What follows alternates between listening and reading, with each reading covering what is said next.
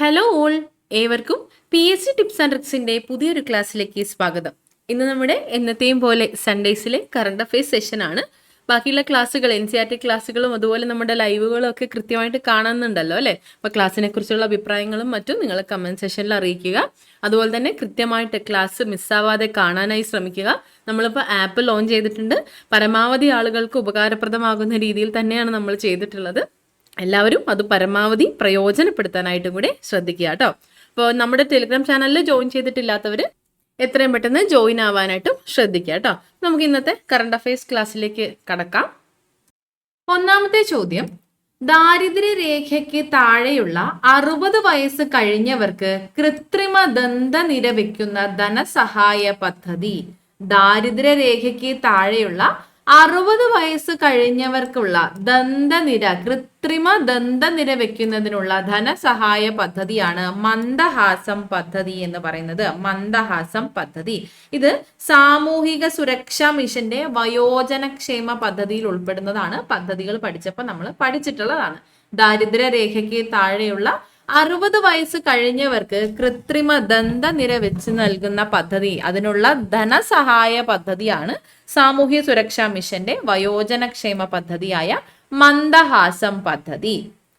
British Academy Book price ലഭിച്ചത്, ഈ വർഷത്തെ ബ്രിട്ടീഷ് അക്കാഡമി ബുക്ക് പ്രൈസ് ലഭിച്ചത് സുനിൽ അമൃത്തിനാണ്. സുനിൽ അമൃത്തിനാണ് ഈ ഒരു ബ്രിട്ടീഷ് അക്കാഡമി ബുക്ക് പ്രൈസ് ലഭിച്ചിട്ടുള്ളത്. പുസ്തകം ഏതാണെന്ന് വെച്ചാൽ the burning earth and history of the last 500 years എന്നതാണ്. The burning earth and history of the last 500 years എന്നതാണ് ബ്രിട്ടീഷ് അക്കാഡമി ബുക്ക് പ്രൈസ് ലഭിച്ച കൃതിയുടെ പേര്. ഓക്കെ, രചയിതാവ് Sunil Amrit. British Academy Book Prize ലഭിച്ചിട്ടുള്ളത് സുനിൽ അമൃത്തിനാണ്. The burning earth and history of the last 500 years എന്നതാണ് പുസ്തകത്തിന്റെ പേര്. കിഴക്കൻ ആർട്ടിക്കിൽ ഇന്ത്യ സ്ഥാപിക്കാൻ ഉദ്ദേശിക്കുന്ന പുതിയ ഗവേഷണ കേന്ദ്രത്തിന്റെ പേര് മൈത്രി 2 എന്നുള്ളതാണ്. കിഴക്കൻ ആർട്ടിക്കിൽ ഇന്ത്യ സ്ഥാപിക്കുന്ന പുതിയ ഗവേഷണ കേന്ദ്രത്തിന്റെ പേരാണ് മൈത്രി 2. പലമാവു കടുവ സംരക്ഷണ കേന്ദ്രം സ്ഥിതി ചെയ്യുന്ന സംസ്ഥാനം ഏതാണ്? പലമാവു കടുവ സംരക്ഷണ കേന്ദ്രം സ്ഥിതി ചെയ്യുന്ന സംസ്ഥാനമാണ് ഝാർഖണ്ഡ്. PSC ചോദിക്കാറുണ്ട്, ഈ ഒരു കടുവ സംരക്ഷണ കേന്ദ്രം എവിടെ സ്ഥിതി ചെയ്യുന്നു? പലമാവു കടുവ സംരക്ഷണ കേന്ദ്രം എവിടെ സ്ഥിതി ചെയ്യുന്നു എന്ന് ചോദിച്ചാൽ ആൻസർ ഝാർഖണ്ഡ് ആണ്. ഝാർഖണ്ഡ്. ഓക്കെ, ദാരിദ്ര്യരേഖയ്ക്ക് താഴെയുള്ള 60 വയസ്സ് കഴിഞ്ഞവർക്ക് കൃത്രിമ ദന്തനിര വെച്ച് നൽകുന്നതിനുള്ള ധനസഹായ പദ്ധതിയുടെ പേരാണ് മന്ദഹാസം പദ്ധതി. മന്ദഹാസം. ബ്രിട്ടീഷ് അക്കാഡമി ബുക്ക് പ്രൈസ് ലഭിച്ചത് സുനിൽ അമൃത്. പുസ്തകത്തിന്റെ പേര് the burning earth and history of the last 500 years എന്നതാണ്. കിഴക്കൻ ആർട്ടിക്കയിൽ ഇന്ത്യ സ്ഥാപിക്കാൻ ഉദ്ദേശിക്കുന്ന പുതിയ ഗവേഷണ കേന്ദ്രത്തിന്റെ പേര് മൈത്രി 2. പലമാവു കടുവ സംരക്ഷണ കേന്ദ്രം സ്ഥിതി ചെയ്യുന്ന സംസ്ഥാനം ഝാർഖണ്ഡ്. പലമാവു ഝാർഖണ്ഡ്. റെയിൽവേ സ്റ്റേഷനിലെ യാത്രീ സുവിധം കേന്ദ്രം നിലവിൽ വരുന്ന കേരളത്തിലെ റെയിൽവേ സ്റ്റേഷനാണ് എറണാകുളം ജംഗ്ഷൻ. അതായത് നമ്മുടെ റെയിൽവേ സ്റ്റേഷനിലൊക്കെയുള്ള തിരക്ക് നിയന്ത്രിക്കുന്നതിനായിട്ട് 76ഓളം യാത്രീ സുവിധം കേന്ദ്രങ്ങൾ നിർമ്മിക്കുന്നുണ്ട്. അതിലൊന്ന് വരുന്നത് നമ്മുടെ കേരളത്തിലെ എറണാകുളം ജംഗ്ഷനിലാണ്. അപ്പോൾ കേരളത്തിലെ റെയിൽവേ സ്റ്റേഷനുകളിലെ യാത്രീ സുവിധം കേന്ദ്രം നിലവിൽ വരുന്നത് കേരളത്തിലെ എറണാകുളം ജംഗ്ഷനിലാണ്. എറണാകുളം ജംഗ്ഷൻ യാത്രീ സുവിധം കേന്ദ്രം നിലവിൽ വരുന്ന കേരളത്തിലെ സ്റ്റേഷനാണ് എറണാകുളം ജംഗ്ഷൻ. പീയൂഷ് പാണ്ഡെ ഏത് മേഖലയുമായി ബന്ധപ്പെട്ടിരിക്കുന്നു? പീയൂഷ് പാണ്ഡെ പരസ്യരംഗവുമായി ബന്ധപ്പെട്ട വ്യക്തിയാണ് കേട്ടോ. പീയൂഷ് പാണ്ഡെ പരസ്യരംഗത്തെ ഒരു അതികായനായിരുന്നു. ദൂരദർശന്റെ നമ്മൾ കേട്ടിട്ടുണ്ടാവും, ദേശസ്നേഹം ഉണർത്തുന്ന ഗാനമുണ്ട്, മിലേ സുർ മീരാ തുമാര എന്ന് പറയുന്ന ആ ഒരു വീഡിയോ ആൽബത്തിന് വേണ്ടി വരികളൊക്കെ രചിച്ചിട്ടുള്ളത് ഇദ്ദേഹമാണ് പീയൂഷ് പാണ്ഡെ. പീയൂഷ് പാണ്ഡെ പരസ്യരംഗവുമായി ബന്ധപ്പെട്ടിരിക്കുന്നു. ഇദ്ദേഹം ഈ അടുത്താണ് അന്തരിച്ചത്, അതാണ് ഇത് പറയാൻ കാരണം. ഓക്കെ, അപ്പൊ പീയൂഷ് പാണ്ഡെ ഏത് മേഖലയുമായി ബന്ധപ്പെട്ടിരിക്കുന്നു? പരസ്യരംഗം. നാവിക ദിനാഘോഷങ്ങൾക്ക് ആതിഥേയത്വം വഹിക്കുന്ന നഗരം, ആതിഥേയത്വം വഹിച്ച നഗരം. ഓക്കെ, നാവിക ദിനാഘോഷങ്ങൾക്ക് ആതിഥേയത്വം വഹിച്ച നഗരമാണ് തിരുവനന്തപുരം. തിരുവനന്തപുരം നമ്മൾ വീഡിയോസിലും മറ്റൊക്കെ കണ്ടിട്ടുണ്ടാവും. തിരുവനന്തപുരം ശംഖുമുഖത്ത് വെച്ചിട്ടുള്ള നാവിക സേനയുടെ ഡെമോ റെപ്രസെന്റേഷൻ ഒക്കെ. ഓക്കെ, അപ്പൊ അത് നാവിക ദിനാഘോഷങ്ങളുമായി ബന്ധപ്പെട്ടതായിരുന്നു. അപ്പോൾ തിരുവനന്തപുരമാണ്. തിരുവനന്തപുരം നാവിക ദിനാഘോഷങ്ങൾക്ക് ആതിഥേയത്വം വഹിച്ച നഗരം തിരുവനന്തപുരം. ആളിയാർ ഡാം, ആളിയാർ ഡാം സ്ഥിതി ചെയ്യുന്നത് പൊള്ളാച്ചിയിലാണ്. പൊള്ളാച്ചി, ആളിയാർ ഡാം സ്ഥിതി ചെയ്യുന്നത് പൊള്ളാച്ചിയിലാണ്, തമിഴ്നാട്. ആളിയാർ ഡാം തമിഴ്നാടാണ്. പൊള്ളാച്ചി, ആളിയാർ ഡാം എവിടെ സ്ഥിതി ചെയ്യുന്നു? പൊള്ളാച്ചി, തമിഴ്നാട്. ഓക്കെ, റെയിൽവേ സ്റ്റേഷനുകളിലെ തിരക്ക് നിയന്ത്രിക്കുന്നതിനായുള്ള യാത്രീ സുവിധം കേന്ദ്രം നിലവിൽ വരുന്ന കേരളത്തിലെ സ്റ്റേഷൻ ഏതാണ്? എറണാകുളം ജംഗ്ഷൻ ആണ്. എറണാകുളം ജംഗ്ഷൻ. പീയൂഷ് പാണ്ഡെ ഏത് മേഖലയുമായി ബന്ധപ്പെട്ടിരിക്കുന്നു? പരസ്യരംഗം. പരസ്യരംഗം. നാവിക ദിനാഘോഷങ്ങൾക്ക് ആതിഥേയത്വം വഹിക്കുന്ന നഗരം തിരുവനന്തപുരം. തിരുവനന്തപുരം. ആളിയാർ ഡാം സ്ഥിതി ചെയ്യുന്നത് പൊള്ളാച്ചി, തമിഴ്നാട്. ക്ലിയർ ആണല്ലോ. അടുത്തത്, തെക്ക് പടിഞ്ഞാറൻ ബംഗാൾ ഉൾക്കടലിൽ രൂപപ്പെടുന്ന ചുഴലിക്കാറ്റിന്റെ പേര് എന്താണ്? തെക്ക് പടിഞ്ഞാറൻ ബംഗാൾ ഉൾക്കടലിൽ രൂപപ്പെടുന്ന ചുഴലിക്കാറ്റിന്റെ പേര് മോന്ത എന്നാണ്. മോന്ത ചുഴലിക്കാറ്റാണ്. ഈ ചുഴലിക്കാറ്റ് രൂപം കൊണ്ടത് എവിടെയാണ്? ബംഗാൾ ഉൾക്കടലിലാണ്. പ്രത്യേക മുന്നറിയിപ്പ് നൽകിയിട്ടുള്ള സംസ്ഥാനങ്ങൾ ഒഡീഷ, അതുപോലെ ആന്ധ്ര, തമിഴ്നാട്. ബംഗാൾ ഉൾക്കടലിന്റെ തീരത്തിനോട് ചേർന്നിട്ടുള്ള സംസ്ഥാനങ്ങളാണ് ഒഡീഷ, ആന്ധ്ര, തമിഴ്നാട്. ഇവർക്കാണ് മുന്നറിയിപ്പ് സംവിധാനം നേരത്തെ നൽകിയിട്ടുണ്ടായിരുന്നത്. മോന്ത എന്ന ഈ ഒരു പേര്, ഈ ഒരു ചുഴലിക്കാറ്റിന് ഈ ഒരു പേര് നൽകിയിട്ടുള്ളത് തായ്ലൻഡ് ആണ് കേട്ടോ. തായ്ലൻഡ് ആണ് ഈ ഒരു പേര് നൽകിയിട്ടുള്ളത്. ഓക്കെ, മോന്ത, തായ്ലൻഡ്. ഓക്കെ, തെക്ക് പടിഞ്ഞാറൻ ബംഗാൾ ഉൾക്കടലിൽ രൂപപ്പെടുന്ന ചുഴലിക്കാറ്റിന്റെ പേര് മോന്ത. മോന്ത ചുഴലിക്കാറ്റിന്റെ പേര് നൽകിയത് തായ്ലൻഡ്. ഇനി ഈ ഒരു പേരിന്റെ അർത്ഥം എന്താന്ന് വെച്ചാൽ മനോഹരമായ പുഷ്പം അല്ലെങ്കിൽ സുഗന്ധമുള്ള പുഷ്പം എന്നാണ് കേട്ടോ. മോന്ത എന്നാൽ മനോഹരമായ അല്ലെങ്കിൽ സുഗന്ധമുള്ള പുഷ്പം എന്നാണ് അർത്ഥം. ഓക്കെ, വിക്രം സാരാഭായ് സ്പേസ് സെന്ററിന്റെ നെക്സ്റ്റ് ജനറേഷൻ ലോഞ്ച് വെഹിക്കിളിന്റെ പ്രൊജക്ട് ഡയറക്ടർ എൻ ജയൻ ആണ്. എൻ ജയൻ. വിക്രം സാരാഭായ് സ്പേസ് സെന്ററിന്റെ VSSCയുടെ നെക്സ്റ്റ് ജനറേഷൻ ലോഞ്ച് വെഹിക്കിളിന്റെ പ്രൊജക്ട് ഡയറക്ടർ മലയാളിയായ എൻ ജയൻ ആണ്. മലയാളിയാണ് എൻ ജയൻ. ഇദ്ദേഹം ശാസ്ത്ര സാങ്കേതിക മേഖലയിലെ മികവിന് കേന്ദ്ര സർക്കാർ നൽകുന്ന പരമോന്നത ബഹുമതിയായ രാഷ്ട്രീയ വിജ്ഞാൻ പുരസ്കാര ജേതാവാണ്. ശാസ്ത്ര സാങ്കേതിക മേഖലയിലെ മികവിന് നൽകുന്ന പുരസ്കാരമാണിത്. കേന്ദ്ര സർക്കാർ നൽകുന്ന പരമോന്നത ബഹുമതിയായിട്ടുള്ള രാഷ്ട്രീയ വിജ്ഞാൻ പുരസ്കാര ജേതാവാണ് എൻ ജയൻ. ഇദ്ദേഹം വിക്രം സാരാഭായ് സ്പേസ് സെന്ററിന്റെ next generation launch vehicle project director ആണ്. Okay, N Jayan. മലയാളിയായ എൻ ജയൻ. രവീന്ദ്രനാഥ ടാഗോറിന്റെ അർദ്ധകായ പ്രതിമ അടുത്തിടെ അനാച്ഛാദനം ചെയ്തത് എവിടെയാണ്? ബെയ്ജിങ്ങിലാണ്. ബെയ്ജിങ്, ചൈനയുടെ തലസ്ഥാനമായ ബെയ്ജിങ്ങിലാണ് രവീന്ദ്രനാഥ ടാഗോറിന്റെ അർദ്ധകായ പ്രതിമ അനാച്ഛാദനം ചെയ്തത്. എവിടെയാണ്? ബെയ്ജിങ് ആണ്. ബെയ്ജിങ്, ചൈനയുടെ തലസ്ഥാനമായ ബെയ്ജിങ്ങിലാണ്. അടുത്തതൊരു പദ്ധതിയാണ്, ജനനി പദ്ധതി. ജനനി പദ്ധതി എന്താണ്? വന്ധ്യതാ ചികിത്സാ രംഗത്ത് നേട്ടം കൈവരിച്ച ഹോമിയോപ്പതി വകുപ്പിന്റെ പദ്ധതിയാണ് ജനനി. വന്ധ്യതാ രംഗത്ത് നേട്ടം കൈവരിച്ച ഹോമിയോപ്പതി വകുപ്പിന്റെ പദ്ധതിയാണ് ജനനി പദ്ധതി. ജനനി പദ്ധതി. ഓക്കെ, തെക്ക് പടിഞ്ഞാറൻ ബംഗാൾ ഉൾക്കടലിൽ രൂപപ്പെടുന്ന ചുഴലിക്കാറ്റിന്റെ പേര് മോന്ത ചുഴലിക്കാറ്റ് എന്നാണ്. മോന്ത ചുഴലിക്കാറ്റ്. പേര് നൽകിയത് തായ്ലൻഡ് ആണ്. വിക്രം സാരാഭായ് സ്പേസ് സെന്ററിന്റെ next generation launch vehicle project ഡയറക്ടറാണ് മലയാളിയായ എൻ ജയൻ. രവീന്ദ്രനാഥ ടാഗോറിന്റെ അർദ്ധകായ പ്രതിമ അടുത്തിടെ അനാച്ഛാദനം ചെയ്തത് ബെയ്ജിങ്ങിലാണ്. ചൈനയുടെ തലസ്ഥാനമായ ബെയ്ജിങ്ങിലാണ്. ജനനി പദ്ധതി വന്ധ്യതാ ചികിത്സാ രംഗത്ത് നേട്ടം കൈവരിച്ച ഹോമിയോപ്പതി വകുപ്പിന്റെ പദ്ധതിയാണ് ജനനി.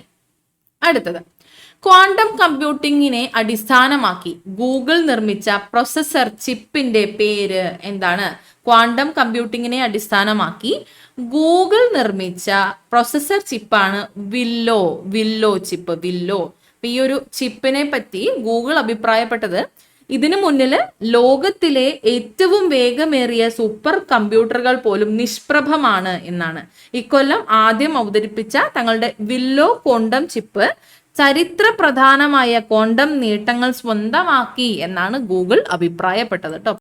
അപ്പോൾ ക്വാണ്ടം കമ്പ്യൂട്ടിങ്ങിനെ അടിസ്ഥാനമാക്കി ഗൂഗിൾ നിർമ്മിച്ച പ്രൊസസർ ചിപ്പാണ് വില്ലോ എന്നത്. ഗൂഗിൾ നിർമ്മിച്ചതാണ് പ്രൊസസർ ചിപ്പാണ് വില്ലോ എന്നാണ് പേര്. കേരള ഗ്രാമീൺ ബാങ്കിന്റെ പേര് ഇനി മുതൽ അറിയപ്പെടുന്നത് കേരള ഗ്രാമീണ ബാങ്ക് എന്നാണ്. പേര് മാറ്റാനായിട്ട് കാനറ ബാങ്കാണ് നിർദ്ദേശിച്ചത്. കേരള ഗ്രാമീൺ ബാങ്കിന്റെ സ്പോൺസറാണ് കാനറ ബാങ്ക്. ഇവരുടെ ആവശ്യം പരിഗണിച്ചുകൊണ്ടാണ് ഈ ഒരു മാറ്റം. കാരണം ഒന്നുമില്ല, ദക്ഷിണേന്ത്യയില് ഗ്രാമീണ എന്ന വാക്കാണ് എല്ലാ സംസ്ഥാനങ്ങളും ഉപയോഗിക്കുന്നത്. അതുകൊണ്ട് തന്നെ ഗ്രാമീൺ എന്ന പേര് മാറ്റി ഗ്രാമീണ എന്ന് ആവശ്യപ്പെടുകയാണ് ചെയ്തത്. അങ്ങനെയാണ് ഈ ഒരു പേര് മാറ്റം. അപ്പൊ ഇനി മുതൽ കേരള ഗ്രാമീണ ബാങ്ക് എന്നായിരിക്കും അറിയപ്പെടുക. അതുപോലെ മറ്റൊരു പേര് മാറ്റമാണ് ഇവിടെ പറയുന്നത്. ഉത്തർപ്രദേശിലെ മുസ്തഫാബാദിന്റെ പേര് മാറ്റി ഇനി മുതൽ അത് കബീർധാം എന്നായിരിക്കും അറിയപ്പെടുന്നത്. ഉത്തർപ്രദേശിലെ ഒരു ജില്ലയിലെ ഒരു സ്ഥലമാണ് മുസ്തഫാബാദ് എന്ന സ്ഥലം ഇനി മുതൽ കബീർധാം എന്നായിരിക്കും അറിയപ്പെടുക. കാരണം സന്ത് കബീറിന്റെ ജീവിതവുമായിട്ട് ബന്ധപ്പെട്ട പ്രദേശമാണ് ഇത്. അപ്പൊ അതുകൊണ്ട് തന്നെ ഒരു ചരിത്ര പ്രാധാന്യമുണ്ട് എന്ന ഒരു വാദത്തിന്റെ മേലെയാണ് ഈ ഒരു പേര് മാറ്റം. ഓക്കെ, അപ്പൊ മുസ്തഫാബാദ് ഇനി മുതൽ അറിയപ്പെടുന്ന പേര് കബീർധാം എന്നാണ്. അടുത്തത്, ഇന്ത്യയുടെ ഏറ്റവും പുതിയ ചീഫ് ജസ്റ്റിസ്, 53ാമത് ചീഫ് ജസ്റ്റിസ്. വളരെ പ്രധാനപ്പെട്ടതാണ്, നമ്പർ ചോദിക്കാറുണ്ട് PSC. ഇന്ത്യയുടെ 53ാമത് ചീഫ് ജസ്റ്റിസ് സൂര്യകാന്ത് ആണ്. ഇന്ത്യയുടെ ഏറ്റവും പുതിയ, ഇന്ത്യയുടെ 53ാമത് ചീഫ് ജസ്റ്റിസ് സൂര്യകാന്ത്. കഴിഞ്ഞ മെയ് 14 ജസ്റ്റിസ് ഗവായി നിയമിതനാവുന്നത്. 65 വയസ്സാണ് സുപ്രീം കോടതി ജഡ്ജിമാരുടെ വിരമിക്കൽ പ്രായം എന്ന് പറയുന്നത്. ഇപ്പൊ ജസ്റ്റിസ് സൂര്യകാന്ത് ദാസ് നിയമിതനായിട്ടുണ്ട്. 2027 ഫെബ്രുവരി 9 വരെയാണ് ഇദ്ദേഹത്തിന്റെ കാലാവധി എന്ന് പറയുന്നത്. അപ്പൊ ഇന്ത്യയുടെ നിലവിലെ ചീഫ് ജസ്റ്റിസ്, ഇന്ത്യയുടെ 53ാമത് ചീഫ് ജസ്റ്റിസ് സൂര്യകാന്ത് ആണ്. ഓക്കെ. ക്വാണ്ടം കമ്പ്യൂട്ടിങ്ങിനെ അടിസ്ഥാനമാക്കി ഗൂഗിൾ നിർമ്മിച്ച പ്രൊസസർ ചിപ്പിന്റെ പേര് വില്ലോ എന്നാണ്. കേരള ഗ്രാമീൺ ബാങ്കിന്റെ പേര് ഇനി മുതൽ കേരള ഗ്രാമീണ ബാങ്ക്. ഉത്തർപ്രദേശിലെ മുസ്തഫാബാദിന്റെ പുതിയ പേര് കബീർധാം. ഇന്ത്യയുടെ നിലവിലെ ചീഫ് ജസ്റ്റിസ്, ഇന്ത്യയുടെ 53ാമത് ചീഫ് ജസ്റ്റിസ് സൂര്യകാന്ത്. അടുത്തത്, ലോകത്തിലെ ഏറ്റവും പ്രായം കൂടിയ ഭരണാധികാരിയാണ് പോൾ ബിയ. അദ്ദേഹത്തിന്റെ പേര് പോൾ ബിയ. കാമറൂൺ പ്രസിഡന്റ് ആണ് ഇദ്ദേഹം. ലോകത്തിലെ തന്നെ ഏറ്റവും പ്രായം കൂടിയ ഭരണാധികാരിയാണ് പോൾ ബിയ. ഇദ്ദേഹം കാമറൂൺ പ്രസിഡന്റ് ആണ്. 92 വയസ്സാണ് ഇദ്ദേഹത്തിന്. ലോകത്തിലെ തന്നെ ഏറ്റവും പ്രായം കൂടിയ ഭരണാധികാരിയാണ് പോൾ ബിയ. സംസ്ഥാന സ്കൂൾ കായികമേളയിൽ സ്വർണ്ണ കപ്പ് സ്വന്തമാക്കിയത് തിരുവനന്തപുരമാണ്. സംസ്ഥാന സ്കൂൾ കായികമേളയുടെ വിന്നറായത്, സ്വർണ്ണക്കപ്പ് നേടിയത് തിരുവനന്തപുരം ജില്ലയാണ്. തിരുവനന്തപുരമാണ്. വേദി തിരുവനന്തപുരം തന്നെയായിരുന്നു കേട്ടോ. വേദി തിരുവനന്തപുരം തന്നെയാണ്. വിജയിതാവായതും തിരുവനന്തപുരമാണ്. വേദി തിരുവനന്തപുരമാണ്. വിജയികളും തിരുവനന്തപുരമാണ്. ഈ ഒരു സംസ്ഥാന സ്കൂൾ കായികമേളയുടെ ആദ്യ പതിപ്പ് നടന്നത് കൊച്ചിയിലാണ്. അതുപോലെ ഈ ഒരു കായികമേളയുടെ അത്ലറ്റിക്സിന്റെ ജേതാക്കൾ മലപ്പുറമാണ്. സ്വർണ്ണക്കപ്പ് നേടിയത് തിരുവനന്തപുരമാണ്. അത്ലറ്റിക്സിന്റെ ജേതാക്കൾ മലപ്പുറമാണ്. ബ്രാൻഡ് അംബാസഡർ ആരായിരുന്നു? നമ്മൾ ക്ലാസ്സിൽ തന്നെ നമ്മൾ പഠിച്ചതാണ്. സഞ്ജു സാംസൺ ആണ്. കേരള സ്കൂൾ കായികമേളയുടെ ബ്രാൻഡ് അംബാസഡർ ആണ് സഞ്ജു സാംസൺ. ഭാഗ്യചിഹ്നം തങ്കുമുയലാണ്. തങ്കുമുയൽ. ഈ ഒരു കായികമേള, സംസ്ഥാന സ്കൂൾ കായികമേള 67ാമത് സ്കൂൾ കായികമേളയായിരുന്നു. 67ാമത് സംസ്ഥാന സ്കൂൾ കായികമേളയായിരുന്നു ഇപ്പോൾ നടന്നത്. വേദി തിരുവനന്തപുരം, വിജയിതാക്കളും തിരുവനന്തപുരം. 68ാമത് സംസ്ഥാന സ്കൂൾ കായികമേളയുടെ വേദിയാണ് കണ്ണൂർ. ഓക്കെ, അപ്പൊ എന്തൊക്കെയാ നമ്മൾ പറഞ്ഞേ? ലോകത്തിലെ ഏറ്റവും പ്രായം കൂടിയ ഭരണാധികാരിയാണ് പോൾ ബിയ. കാമറൂൺ പ്രസിഡന്റ് ആണ്. സംസ്ഥാന സ്കൂൾ കായികമേളയിലെ സ്വർണ്ണ കപ്പ് നേടിയത് തിരുവനന്തപുരമാണ്. 67ാമത് സംസ്ഥാന സ്കൂൾ കായികമേളയായിരുന്നു. വേദി തിരുവനന്തപുരമാണ്. ആദ്യ പതിപ്പ് നടന്നത് കൊച്ചിയിലാണ്. അത്ലറ്റിക്സ് വിഭാഗം ജേതാക്കൾ മലപ്പുറമാണ്. ബ്രാൻഡ് അംബാസിഡർ ആരാണ്? സഞ്ജു സാംസൺ ആണ്. ഭാഗ്യചിഹ്നം തങ്കുമുയൽ. 68ാമത് സംസ്ഥാന സ്കൂൾ കായികമേളയുടെ വേദി കണ്ണൂരാണ്. ക്ലിയർ ആണല്ലോ? ഓക്കെ. അടുത്തത് 8ാം ശമ്പള കമ്മീഷൻ അധ്യക്ഷ ആരാണ്? 8ാം ശമ്പള കമ്മീഷന്റെ അധ്യക്ഷ സുപ്രീം കോടതി മുൻ ജഡ്ജിയായിരുന്ന രഞ്ജന ദേശായി ആണ്. രഞ്ജന ദേശായി എട്ടാമത്തെ ശമ്പള കമ്മീഷന്റെ അധ്യക്ഷയാണ് രഞ്ജന ദേശായി. 8ാം ശമ്പള കമ്മീഷന്റെ അധ്യക്ഷ സുപ്രീം കോടതിയുടെ മുൻ ജഡ്ജി രഞ്ജന ദേശായി ആണ്. 1 കോടിയിലധികം വരുന്ന കേന്ദ്ര സർക്കാർ ജീവനക്കാർക്കും പെൻഷൻകാർക്കും ഒക്കെ ആശ്വാസമായിട്ടാണ് കേന്ദ്ര സർക്കാർ ഇത്തരത്തിലൊരു 8ാമത് ശമ്പള കമ്മീഷനെ പ്രഖ്യാപിച്ചത്. ഈ രഞ്ജന ദേശായി ഇദ്ദേഹം സുപ്രീം കോടതിയുടെ മുൻ ജഡ്ജി ആയിരുന്നു. ഇദ്ദേഹം ഇപ്പോൾ പ്രസ് കൗൺസിൽ ഓഫ് ഇന്ത്യയുടെ അധ്യക്ഷയാണ്. ഓക്കെ, അപ്പോൾ 8ാമത് ശമ്പള കമ്മീഷന്റെ അധ്യക്ഷ രഞ്ജന ദേശായി. കേരളത്തിലെ ആദ്യത്തെ ഭിന്നശേഷി സൗഹൃദ ഇൻഡോർ സ്റ്റേഡിയം ഏതാണ്? കേരളത്തിലെ ആദ്യത്തെ ഭിന്നശേഷി സൗഹൃദ, കേരളത്തിലെ ആദ്യം വരുന്നതൊക്കെ ശ്രദ്ധിക്കണം കേട്ടോ. കേരളത്തിലെ, ഇന്ത്യയിലെ, ലോകത്തിലെ എല്ലാം ആദ്യം എന്നുള്ളത് വളരെ പ്രധാനപ്പെട്ടതാണ്. PSC എടുത്തു തന്നെ ചോദിക്കാറുണ്ട് ആദ്യം എന്നുള്ളത്. അപ്പൊ ഇത് ശ്രദ്ധിക്കുക. കേരളത്തിലെ ആദ്യത്തെ ഭിന്നശേഷി സൗഹൃദ ഇൻഡോർ സ്റ്റേഡിയമാണ് ഒറ്റപ്പാലം. ലോകത്തിലെ ആദ്യത്തെ സ്കൈ സ്റ്റേഡിയം, ലോകത്തിലെ ആദ്യത്തെ സ്കൈ സ്റ്റേഡിയമാണ് സൗദി അറേബ്യ. ലോകത്തിലെ ആദ്യത്തെ സ്കൈ സ്റ്റേഡിയം നിർമ്മിക്കുന്നത് സൗദി അറേബ്യ. വ്യോമസേനയുടെ ഏറ്റവും ആധുനിക റാഫേൽ യുദ്ധവിമാനത്തിൽ പറക്കുന്ന ആദ്യത്തെ രാഷ്ട്രപതിയാണ് ദ്രൗപദി മുർമു. വ്യോമസേനയുടെ ഏറ്റവും ആധുനിക റാഫേൽ യുദ്ധവിമാനത്തിൽ പറക്കുന്ന ആദ്യത്തെ രാഷ്ട്രപതിയാണ് ദ്രൗപദി മുർമു. എന്നാൽ പോർ വിമാനത്തിൽ പറക്കുന്ന 3ാമത്തെ പ്രസിഡന്റും അതുപോലെ 2ാമത്തെ വനിതാ പ്രസിഡന്റുമാണ് ദ്രൗപദി മുർമു. ഓക്കെ ആണോ? പോർ വിമാനത്തിൽ പറക്കുന്ന 3ാമത്തെ ഇന്ത്യൻ പ്രസിഡന്റാണ്. 2ാമത്തെ വനിതാ പ്രസിഡന്റാണ് ദ്രൗപദി മുർമു. വ്യോമസേനയുടെ ഏറ്റവും ആധുനിക റാഫേൽ യുദ്ധവിമാനത്തിൽ പറക്കുന്ന ആദ്യത്തെ രാഷ്ട്രപതിയാണ് ദ്രൗപദി മുർമു. പോർ വിമാനത്തിൽ പറക്കുന്ന 3ാമത്തെ ഇന്ത്യൻ പ്രസിഡന്റും 2ാമത്തെ വനിതാ പ്രസിഡന്റുമാണ് ദ്രൗപദി മുർമു. ആദ്യം മുൻ രാഷ്ട്രപതിമാരായിരുന്ന doctor APJ Abdul Kalam 2006 Sukhoi 30 പറന്നിരുന്നത്. പ്രതിഭ പാട്ടീൽ 2009 സുഖോയ് 30 തന്നെയാണ് പറന്നത്. അപ്പൊ മുൻ രാഷ്ട്രപതിമാരായ doctor APJ Abdul Kalam 2006 Pratibha Patil 2009 Sukhoi 30 പറന്നിരുന്നു. അപ്പോ വ്യോമസേനയുടെ ഏറ്റവും ആധുനികമായ റാഫേൽ യുദ്ധവിമാനത്തിൽ പറക്കുന്ന ആദ്യത്തെ രാഷ്ട്രപതി ദ്രൗപദി മുർമു ആണ്. പോർ വിമാനത്തിൽ പറക്കുന്ന മൂന്നാമത്തെ രാഷ്ട്രപതിയാണ് ദ്രൗപദി മുർമു. 2ാമത്തെ വനിതയാണ് ദ്രൗപദി മുർമു. ഓക്കെ, അപ്പൊ ഇവിടെ എന്താ പറഞ്ഞത്? 8ാം ശമ്പള കമ്മീഷൻ അധ്യക്ഷ സുപ്രീം കോടതി മുൻ ജഡ്ജിയായിരുന്ന രഞ്ജന ദേശായി ആണ്. കേരളത്തിലെ ആദ്യത്തെ ഭിന്നശേഷി സൗഹൃദ ഇൻഡോർ സ്റ്റേഡിയം ഒറ്റപ്പാലം. ലോകത്തിലെ ആദ്യത്തെ സ്കൈ സ്റ്റേഡിയം സൗദി അറേബ്യയിലാണ് നിർമ്മിക്കുന്നത്. ലോകത്തിലെ ആദ്യത്തെ സ്കൈ സ്റ്റേഡിയം നിർമ്മിക്കുന്നത് സൗദി അറേബ്യ.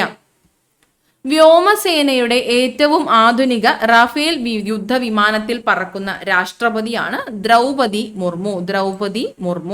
ഓക്കെ, അടുത്തത് ബാഗോറിയ ഫെസ്റ്റിവൽ ആഘോഷിക്കുന്ന ഇന്ത്യൻ സംസ്ഥാനം ഏതാണ്? മധ്യപ്രദേശും മഹാരാഷ്ട്രയുമാണ്. PSC ചോദിക്കാറുള്ള ഒരു ഏരിയയാണ്. ഓരോ സംസ്ഥാനങ്ങളിലെ ആഘോഷങ്ങളുടെ പേര് തന്നിട്ട് ഏത് സംസ്ഥാനത്തിലേതാണ് എന്ന് ചോദിക്കാറുണ്ട്. അപ്പോൾ ബാഗോറിയ ഫെസ്റ്റിവൽ ആഘോഷിക്കുന്ന ഇന്ത്യൻ സംസ്ഥാനം മധ്യപ്രദേശും മഹാരാഷ്ട്രയുമാണ്. ബാഗോറിയ ഫെസ്റ്റിവൽ മധ്യപ്രദേശ്, മഹാരാഷ്ട്ര. 30ാമത് കാലാവസ്ഥാ ഉച്ചകോടി. മുപ്പതാമത് കാലാവസ്ഥാ ഉച്ചകോടിയുടെ വേദി ബ്രസീലാണ്. ബ്രസീലാണ് 30ാമത് കാലാവസ്ഥാ ഉച്ചകോടിയുടെ വേദി ബ്രസീലാണ്. മെലിസ ചുഴലിക്കാറ്റ് വീശിയത്. മെലിസ ചുഴലിക്കാറ്റ് ജമൈക്ക, ഹെയ്തി എന്നിവിടങ്ങളിലാണ്. മെലിസ ചുഴലിക്കാറ്റ് വീശിയത് ജമൈക്ക, ഹെയ്തി. മെലിസ ചുഴലിക്കാറ്റ് ജമൈക്ക, ഹെയ്തി. ഫിഡെ ചെസ് ലോകകപ്പ് വേദി. ഫിഡെ ചെസ്സിന്റെ ലോകകപ്പ് വേദി ഗോവയാണ്. ഫിഡെ ചെസ് ലോകകപ്പ് വേദി ഗോവ. ഫിഡെ ചെസ്സിന്റെ ലോകകപ്പ് വേദി ഗോവയാണ്. ബാഗോറിയ ഫെസ്റ്റിവൽ ആഘോഷിക്കുന്ന ഇന്ത്യൻ സംസ്ഥാനം മധ്യപ്രദേശ്, മഹാരാഷ്ട്ര എന്നിവിടങ്ങളിലാണ്. മധ്യപ്രദേശും മഹാരാഷ്ട്രയും. ബാഗോറിയ ഫെസ്റ്റിവൽ മധ്യപ്രദേശ്, മഹാരാഷ്ട്ര.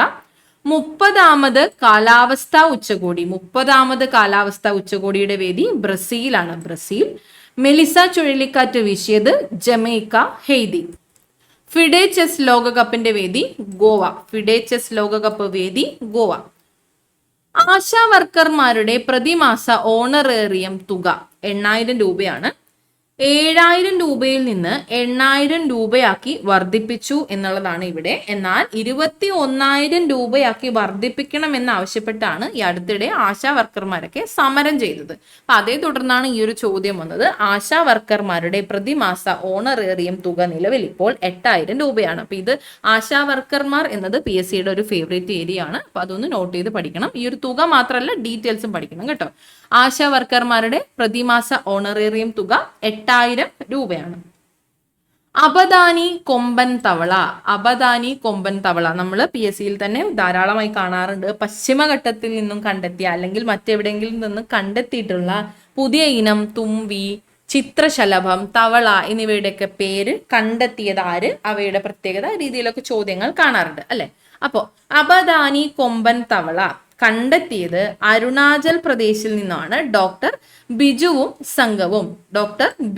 സംഘവുമാണ് കണ്ടെത്തിയത്. ഡോക്ടർ ബിജു ഫ്രോഗ് മാൻ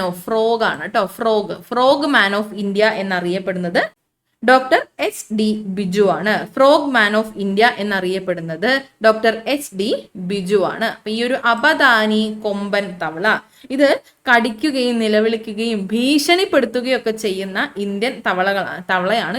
ഇത്തരത്തിലുള്ള ഇന്ത്യൻ തവളകളെ കുറിച്ചുള്ള ഒരു കണ്ടെത്തലുകളാണ് ഇവർ ഇതിലൂടെ മുന്നോട്ട് വെച്ചത്. അബദാനി കൊമ്പൻ